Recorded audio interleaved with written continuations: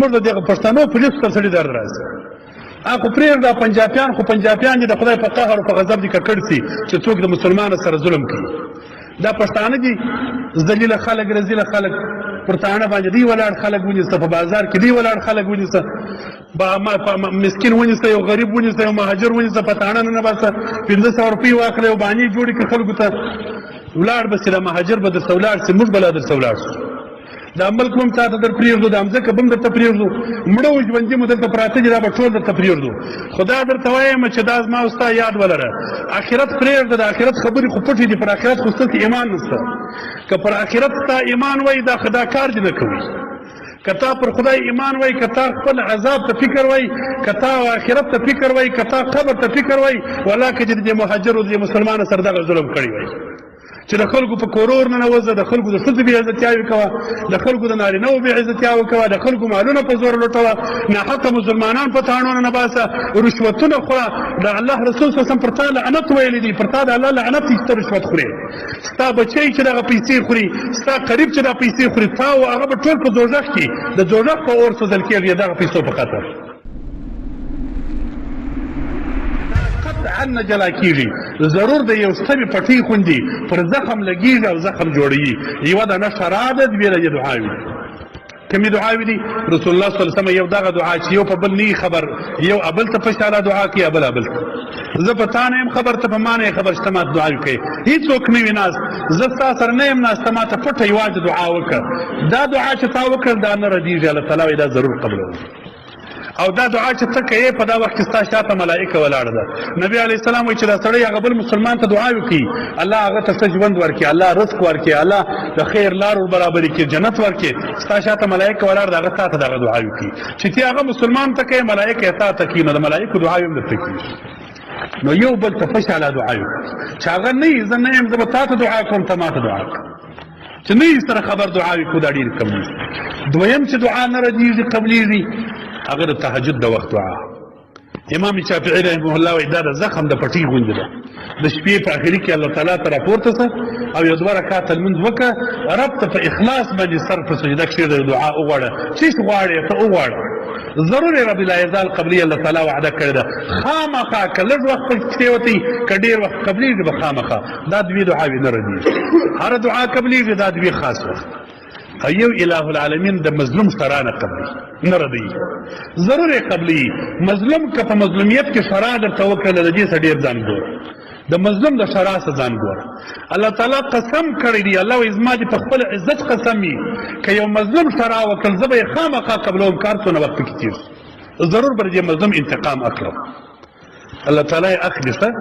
کافرانو پر افغانستان حمله وکړله، مظلومان یې ظهیر کړه، الله تعالی سره کم انتقام ځینې واخیست. د دې ملک پولیسو ته وایم، حکمرانانو ته وایم، لیویزو ته وایم، د دې ملک باشندګانو مشرانو ته وایم د افغانان د مهاجر مه زیروئ. قسم دی که ولاړ سي، زما چې د الله په ذات قسم یې که تاسو خیر یوړي که مو دا خلک زیر کړي. دا مظلومان دي، د مظلوم شرع الله تعالی نه ردوي. که یوه پله لاس پسې در پورته کړي او چپه لاسونه دا خلکو پسې در پورته کړل، په دا مظلومیت کې شرع پسې در وکړله چې امریکا نه د دنیا ټول کافران دې پر سر ودرېږي، والله لازم که ته خیر یې سي. ستا به ټول عمر ضلالت وي، در بدري به دي، در دغه به نور در بدره کېږه، ذلیله به کېږې، کامیابه والله لازم سوې که سوې. دغه د جمعې ورځ دغه منبر به تاسو یاد لري. که دغه حال د دې مهاجرو سره لکه نن چې د پاکستان حکومت کوي، که دغه حال د پاکستان حکومتو سربرایانو کوي، که دې ملک و دې حکومت خیر یوړي، که زه مړ وم زما پر قبر به بولې راکوي، والله لازم کې یې سې. ځکه دا مظلوم دی، دا غریب دی، دا تا ته محتاج دی، دا عاجزه دی، دا تا ته پناه راوړې ده، دا د الله تعالی د دین په خاطر تا ته راغلی دی. د دې سره الله تعالی نه قبل نه ردي، نه کامیابه کېږي. که کامیابه سړی ما درته ویله زه دې پور درکړم، نه کامیابه کېږي. دا د ناکامۍ لارې دي، مظلوم مه زیره. څه چې کړي دي، څه پېښه ده چې پسې راغورځېدلی، زموږ د دغه پښتنو پولیسو ته سړي درد راځي. خو پرېږده پنجابیان خو پنجابیان دي د خدای په قهر او په غضب دي ککړ سي چې څوک د مسلمانو سره ظلم کوي. دا پښتانه دي ذلیله خلک رذیله خلک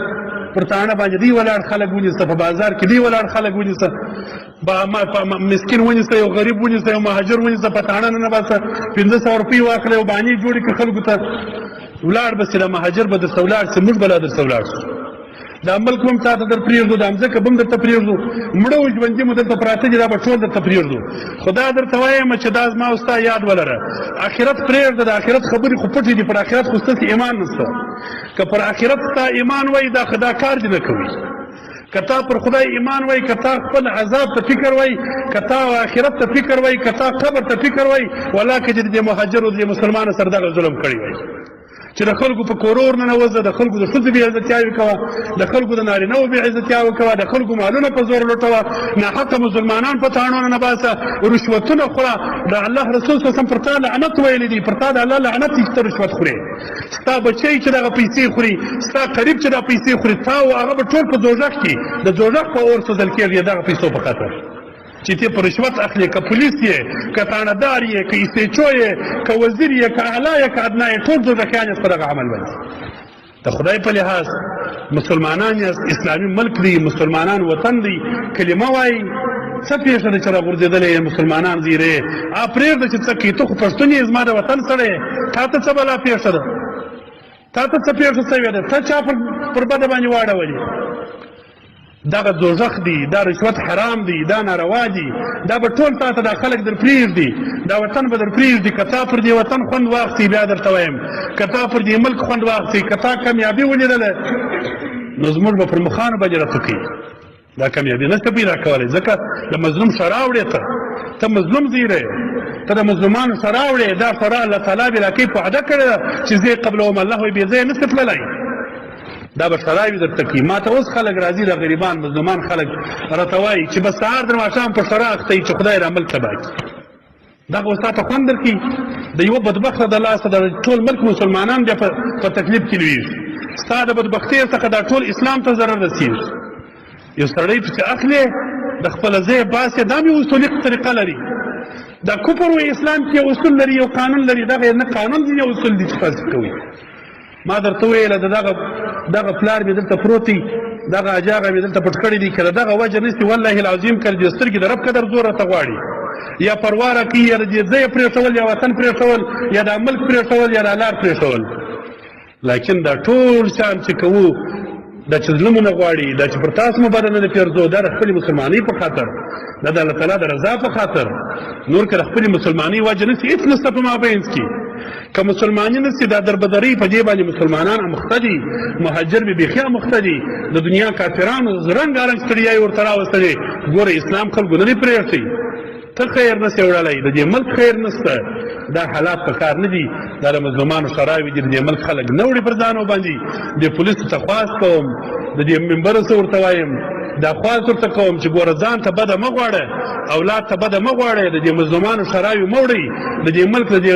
خرڅو رهبرانو په خولو باندې مه کوئ د هغو لپاره دغه مظلوم افغانان دا مهاجر چې دلته پراته دي دا مه زیروئ مې بې عزته کوئ که مو بې عزته کړلی که مو زهیر کړلی د دغو شراوې در پسې شولې نو ستاسو به دنیا او آخرت تباهي زه فرا درته کوم